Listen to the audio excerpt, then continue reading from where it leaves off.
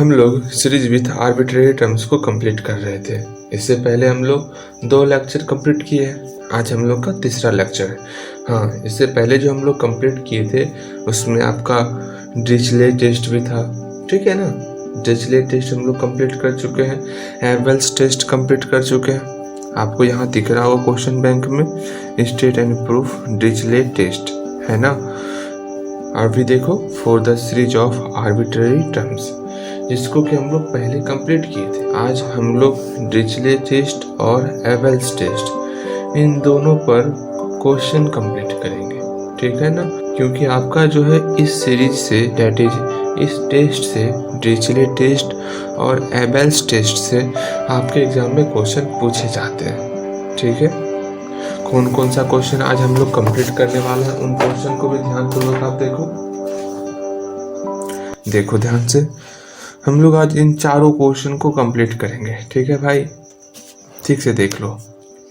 चलो हम लोग अपने पहले क्वेश्चन की तरफ आते हैं।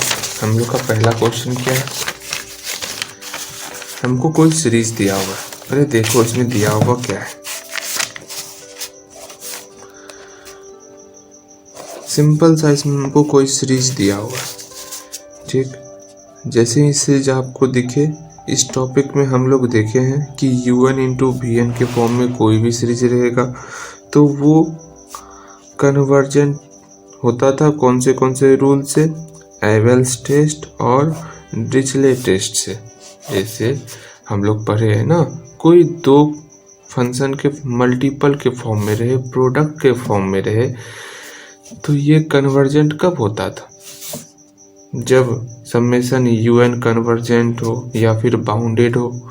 तो सिंपल सा एक चीज अपने दिमाग में नोटिस कर लो या इसको समझ लो कि समेशन UN VN जब 2 के प्रोडक्ट के रूप में रहे तो ये तभी कन्वर्जेंट होगा जब समेशन UN का वैल्यू हम निकाले और समेशन UN भी कन्वर्जेंट हो जाए और या फिर समेशन UN बाउंडेड हो जाए, ठीक। इस दोनों में कोई एक हो जाएगा UN, तो समझ लेना कि UN कन्वर्जेंट हुआ तो एबेल्स टेस्ट से बनेगा, अगर समेशन UN बाउंडेड हुआ तो ये डिरिचलेट टेस्ट से बनेगा।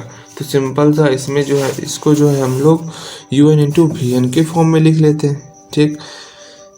अच्छा जी, UN इंटू VN के फॉर्म में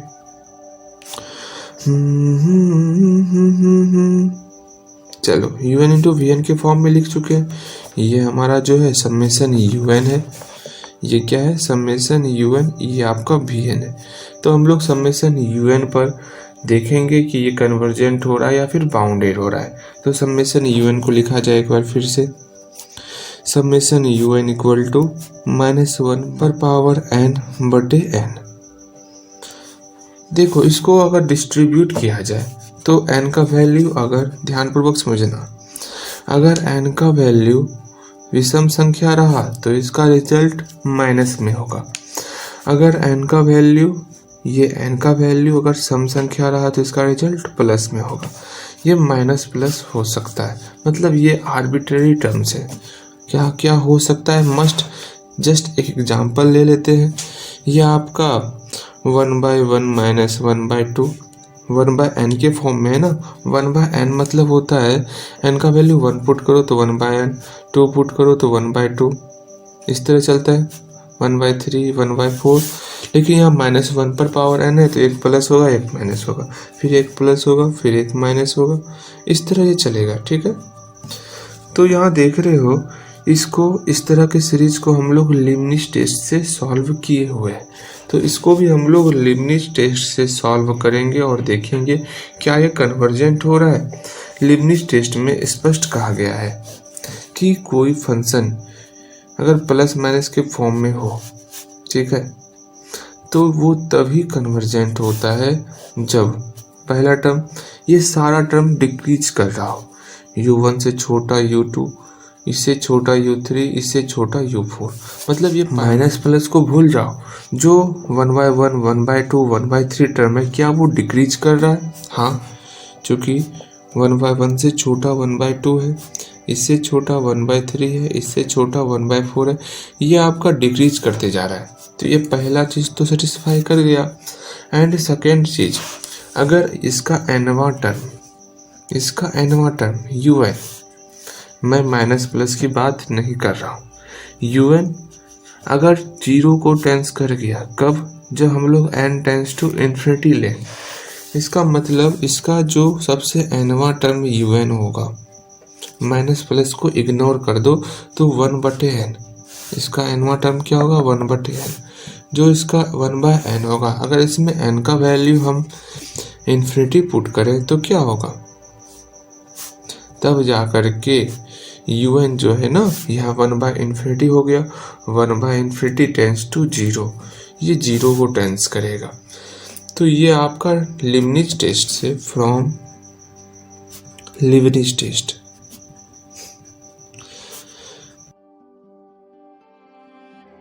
ये आपका लीबनिज टेस्ट से कन्वर्जेंट हो गया। Therefore summation un is convergent. ठीक है, एनी प्रॉब्लम? अब आगे हम लोग bn पर बात करेंगे। क्यों? क्योंकि एबेल्स के लिए, ध्यान से समझना, जब ये कन्वर्जेंट हो गया इसका मतलब ये एबेल्स टेस्ट पे बनेगा। एबेल्स टेस्ट में पहला कंडीशन, अगर समेशन un कन्वर्जेंट हो जाए, एंड नेक्स्ट कंडीशन, अगर bn पॉजिटिव और मोनोटोनिक डिक्रीजिंग हो जाए। अगर यहाँ पर मोनोटोनिक डिक्रीजिंग की एक जगह पर सिर्फ मोनोटोनिक हो गया तो भी ये कन्वर्जेंट होगा, मतलब तो भी समेशन un bn कन्वर्जेंट होगा। ठीक है, मतलब बाउंडेड होना चाहिए। तो देखो ये 1 + 1/n पर होल पावर n, ये आपका bn है। ठीक, ये आपका क्या है? bn है। तो यहाँ नाउ bn इक्वल टू क्या हो गया? 1 + 1/n पर होल पावर n, यह आपका एक्सपोनेंशियल का फॉर्म है। देखो पावर और यहाँ का टर्म दोनों कन्वर्स है, n है तो यहाँ पर 1/n है। अगर ऐसा हो 1 + x पर पावर 1/x हो, या फिर 1 + 1/x पर पावर x हो, ये एक्सपोनेंशियल का टर्म होता है। ठीक है, तो ये किसका टर्म हो गया? एक्सपोनेंशियल का टर्म हो गया। और ये टर्म आपका 2 और 3 के बीच में लाइज करता है। देयरफॉर ई कहाँ बिलोंग करेगा? 3 और 2 के बीच में बिलोंग करेगा। इसका मतलब हो गया ई जो है हमारा बाउंडेड है, मतलब ये मोनोटोनिक फंक्शन है। Therefore bn is positive and monotonic sequence from Abel's test. Abel's test से ये हमारा un और bn का प्रोडक्ट, un कहाँ गया? यहाँ है un, और ये bn, दोनों का प्रोडक्ट जो है वो कन्वर्जेंट हुआ। Summation un bn is convergent. ये बराबर किसके है? समेशन un bn इसके बराबर है। तो माइनस समेशन -1 पर पावर n इंटू 1 + 1/n पर whole power n/n is convergent. Okay, हमारा प्रूव हो गया। अब हम लोग नेक्स्ट क्वेश्चन की तरफ आएंगे।